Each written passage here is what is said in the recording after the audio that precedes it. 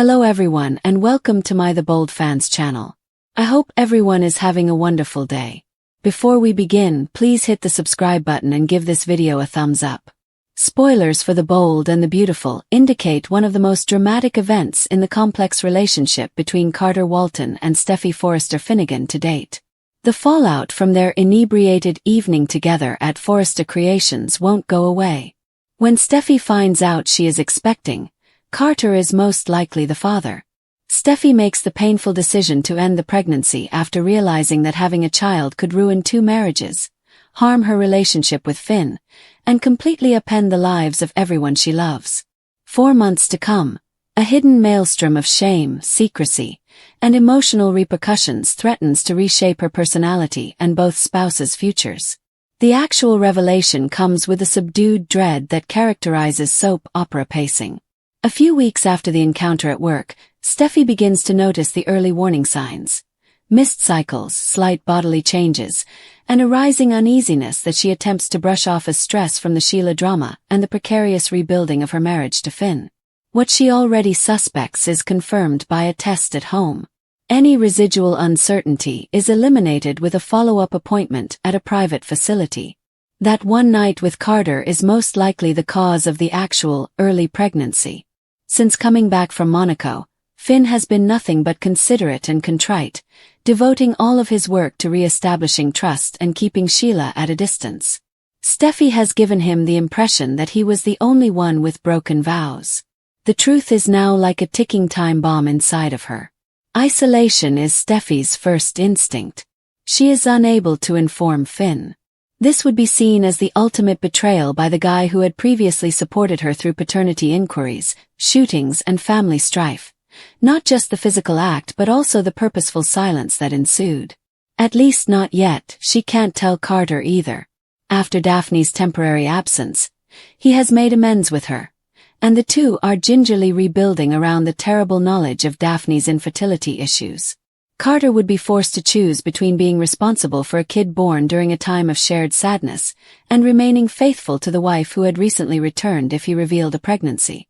Additionally, Steffy cannot confide in Ridge, Taylor, or any other member of the typical family without running the risk of the secret spreading like wildfire throughout Forrester Creations. She thus bears the information alone, and the only signs of its weight are the occasional far-off glance or the way she turns down a second glass of wine over dinner. The choice to terminate the pregnancy is not made hastily or carelessly. Steffy has always described herself as a fighter for her family and kids. Her universe revolves on Kelly and Hayes. The maternal impulses that have guided so many of her previous decisions are at odds with the notion of ending a pregnancy. However, the emotional and practical calculus is harsh. Carrying the kid to term would require either admitting and witnessing the dissolution of both marriages or passing it off as Finn's, an act of deceit that would taint every subsequent encounter. Once the kid was born, a DNA test would be unavoidable. Finn would go. Daphne would go. Carter would have to choose between 2 possible futures and 2 women. The youngsters would be raised in the ruins of adult secrets. Steffy has experienced enough personal tragedies and public scandals to understand that some storms are unavoidable without wrecking everything in their path. Steffy comes to her conclusion in the stillness of an early morning at the Cliff House, with Finn sleeping next to her and the children still in their rooms. She refuses to bring this child into a society where lies are already rampant. In order to conceal any potential digital trail, she pays in cash and uses a phony identity to schedule the treatment at a private facility far from Los Angeles. Finn thinks she is going to a last-minute design meeting in a different city, so the appointment is scheduled for that day. Carter doesn't know. Regarding her own route to parenthood, Daphne is still optimistic. For now, the secret remains hidden. The process itself is efficient and clinical, but the emotional fallout is anything but. The same evening, Steffy comes back to the Cliff House and gives Finn a weary look and an ambiguous explanation regarding travel difficulties. As she goes about her evening routine, helping Kelly with her homework, telling Hayes a story, and having a nice dinner, a void appears in her chest. The physical recuperation is simple. The psychological one isn't. Finn's every look feels like a charge she hasn't yet earned. There is a fresh level of irony in every discussion regarding their marriage's future. By removing the proof of her betrayal, she has safeguarded the marriage, but the act itself turns into a new kind of betrayal that she can never completely acknowledge without destroying the same stability she was trying to maintain. Before anyone else, Carter recognizes the shift in her. The forced normalcy of their encounters has always been tense, yet the two still occupy the same workspace at Forrester Creations. Steffy is keeping a closer distance now. She cuts meetings short, avoids long talks, and winces when he inquires about her well-being.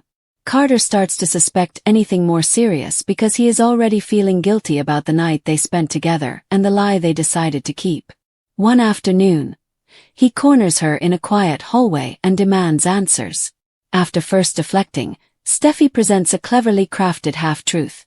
She is exhausted due to the strain of the Sheila situation and the near collapse of her marriage. Neither the pregnancy nor the decision she made are mentioned. Carter wants to believe the explanation, so he accepts it, but the uneasiness persists. Steffy's relationship with her body and her feeling of autonomy are also altered by the choice.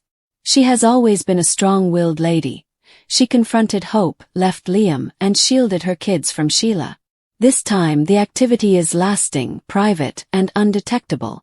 There is no chance for repentance through confession, no dramatic revelation, and no public confrontation. The internal effect is only made stronger by the lack of an external one. Steffy finds herself examining her reflection more frequently, looking for outward manifestations of the decision she made. She starts to become extremely conscious of Finn's grip around her waist and the sporadic allusions to growing their family that come up in conversation. Every second serves as a reminder that she has shut a door that Finn was unaware even existed. The secret starts to impose pressure in unexpected directions as the days stretch into weeks. Steffy's tolerance for Sheila's persistent presence wanes. Finn is more resistant than ever to any notion that he might change his mind about his birth mother. Her risk tolerance has been adjusted as a result of the pregnancy and its termination. The delicate tranquility she has acquired at such a high personal cost will not be jeopardized by another threat, real or imagined. Finn views her intensity as lingering trauma from Monaco rather than the aftermath of a more recent choice because he is still preoccupied with demonstrating his allegiance. Their differing perspectives lead to fresh conflict. Arguments that could have been settled with an apology now take longer, wearing them both out and putting them a little farther apart. Even if they are not fully aware of the facts, Carter's marriage to Daphne is also affected. Daphne feels that her husband's interactions with Steffy have changed in some way. The casual professional companionship has evaporated. At home, Carter is more preoccupied, more circumspect when speaking, and less inclined to talk about the future in specific terms. As Daphne continues to absorb her own reproductive diagnosis and the temporary separation that followed, she starts to question whether Steffy and Carter's night together caused more lasting effects than they both acknowledged. The emotional distance is sufficient to sow mistrust even when she does not yet suspect a pregnancy or an abortion. If Carter keeps bearing the burden of a secret he doesn't fully comprehend, those seeds will sprout. The environment at the corporation becomes gradually charged, but the larger Forrester orbit is largely ignorant of this. Ridge observes that Steffy is wound tighter than normal. Taylor notices the same thing and makes an unsuccessful attempt to engage her daughter in a more in-depth discussion. Hope notices the shift without knowing where it came from because she is constantly on the lookout for fissures in Steffy's well-preserved image. Steffy's distraction is conveniently covered by the continuous turmoil involving Elektra and Dylan and the professional strain of impending collections, but this cover is only temporary. Eventually, someone will ask the wrong question at the wrong time, or Steffy will lose her cool in a way that stress cannot account for. The way the plot pushes Steffy to face her boundaries of control is what makes it so powerful. She has spent years using her willpower to handle difficult situations, such as confronting adversaries, defending kids, and requiring allegiance. This time the problem is irreversible and internal. Although the abortion eliminates the immediate risk of exposure, it leaves a lasting personal injury. Every discussion about children in the future, every anniversary of the day she made the choice, and every passing mention of family planning will bring it up again.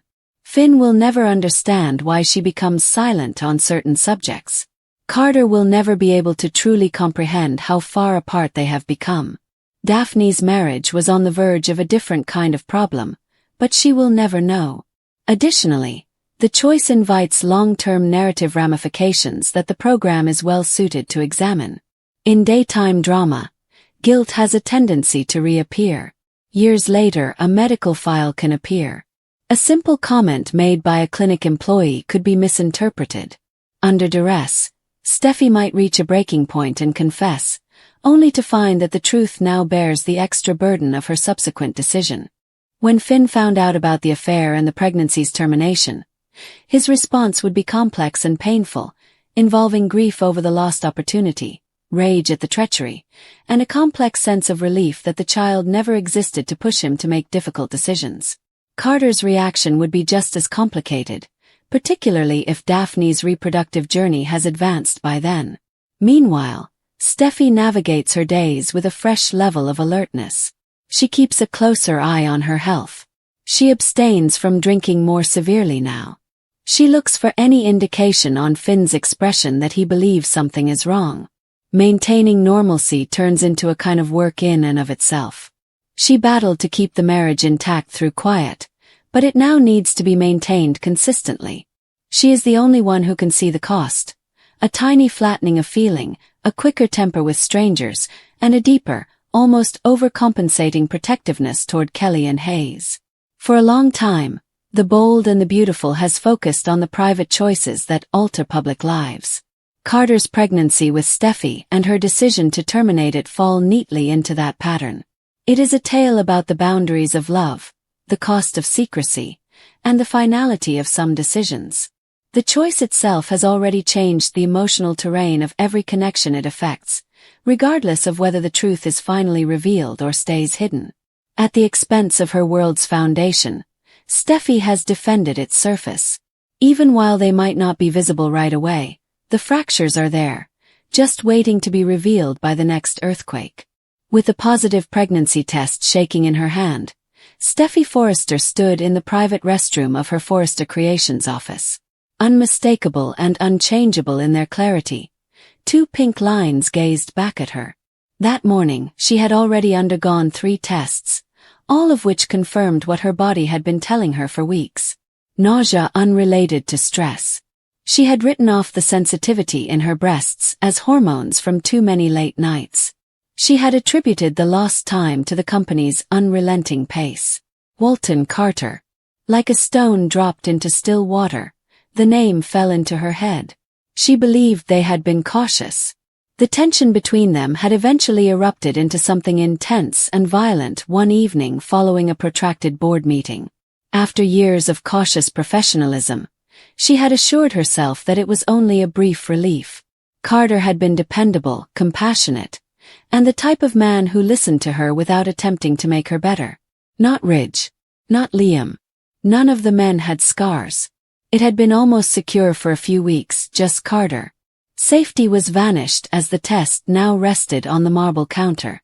After giving her hands 2 thorough washes and meticulous drying, she returned to her workplace.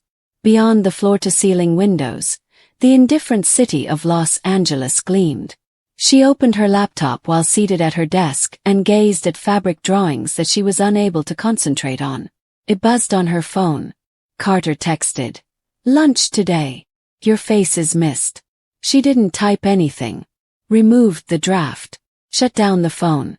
By the afternoon, she had made a bogus doctor's appointment. The clinic was discreet, the kind of establishment that knew the last names of celebrities featured on magazine covers. Steffy nodded once, asked for the options, and listened with the same cool precision she used in contract talks as the nurse confirmed that she was 6 weeks pregnant.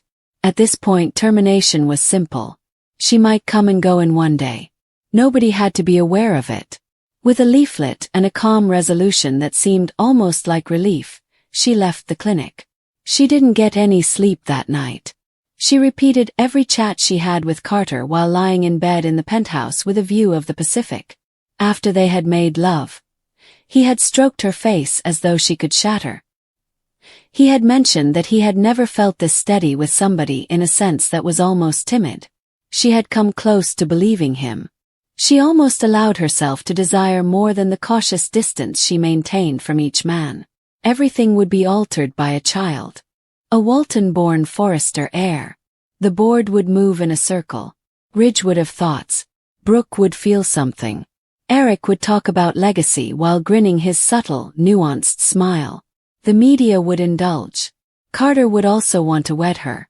She could immediately see the sincere offer, the gentle conviction that love was sufficient and that they could work things out. Love was rarely sufficient, as Steffy had discovered the hard way. She got up early and took a car to the beach. Under her bare feet, the sand felt chilly.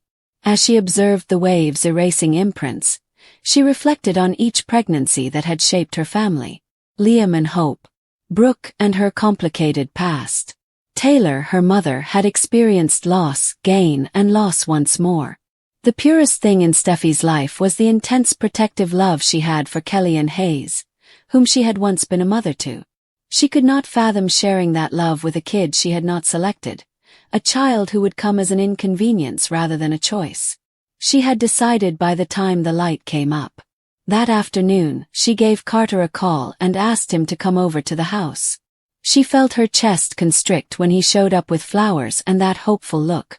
She showed him the way to the living room, sat him down, and explained everything to him in the same soothing tone that she used to present poor quarterly results. He became motionless.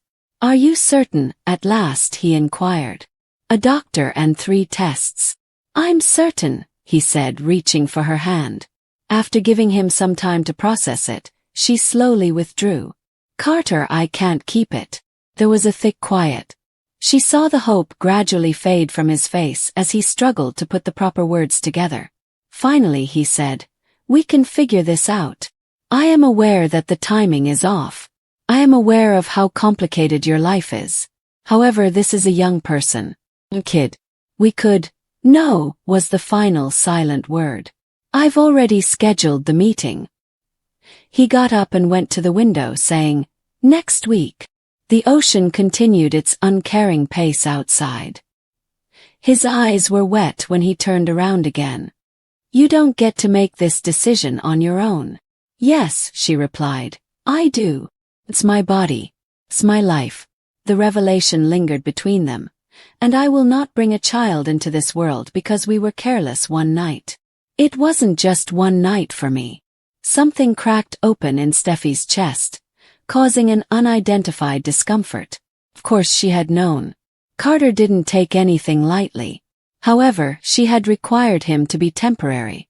The walls had been necessary for her. "I apologize," she said. "Really?" "However, my response is no." He departed without the flowers. Later, she discovered them wilting on the kitchen counter. The days that followed were a controlled isolation trial. A Forrester, she kept it a secret. Citing a migraine, she cancelled meetings. She didn't answer her parents' calls. Ridge went by the office with a new design for the upcoming line, and she closed the talk as quickly as possible while maintaining a purely professional demeanor. She lay awake at night, listing all the reasons the choice was right.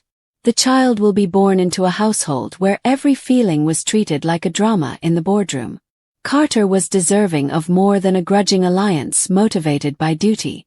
She should have the freedom to decide how she wanted her future. However, the logical list had little effect on the silent sorrow that seeped into her bones. She drove alone, dressed modestly, and left her valuables at home on the morning of the surgery. It was calm in the clinic. In the waiting area, gentle music was playing. She was shown through the consent documents by a nurse with compassionate eyes. Without hesitation, Steffy signed every sheet. She declined when they asked if anyone would be waiting for her thereafter. The actual process was quicker than she anticipated, clinical and effective. She sensed the pressure, the little cramping, and the far-off knowledge that something irreparable was taking place within her. She numbered the ceiling tiles while staring at them, and eventually the counting turned into a rhythm that got her through. She was then given juice, a cozy blanket, and instructed to rest for half an hour. She didn't cry when she closed her eyes. After being set free, she strolled to her car beneath a light-colored California sky and drove home with the windows down, allowing the wind to remove the last antiseptic odor from her clothing. When she got back, Carter was waiting on the steps of her building. He appeared as though he had not slept for days. He got up and whispered her name once as she was about to pass him. "Steffy, I'm fine. I needed to know you were okay. Please don't." She opened the door and kept it open long enough for him to see that she wouldn't let him in. "It's finished. There's nothing more to say," he said with a faint, forlorn nod. "If you ever need anything, I won't," she said, shutting the door. There was complete quiet within the penthouse. She sat on the edge of the couch, got herself a glass of water, and at last let the tears flow. Not the spectacular sobbing of a soap opera heroine, but a slow, steady release that left her hollowed out and oddly at rest. After it was over, she had a shower, dressed comfortably, and went to bed for 12 hours. She gave her all to her work in the ensuing weeks, leaving little time for anything else. The new collection made a good debut. Sales figures increased. With practiced ease, she addressed queries about inspiration and hemlines while grinning at the cameras. Nobody inquired about the slight shadows beneath her eyes or the way she occasionally stopped talking in the middle of a sentence, seemingly listening for a voice that had vanished. Carter remained at a distance. He was courteous, professional, and meticulously blank when they met at work. Just as the fetus had been medically removed, so too had the warmth that had once existed between them. It was for the best, she persuaded herself.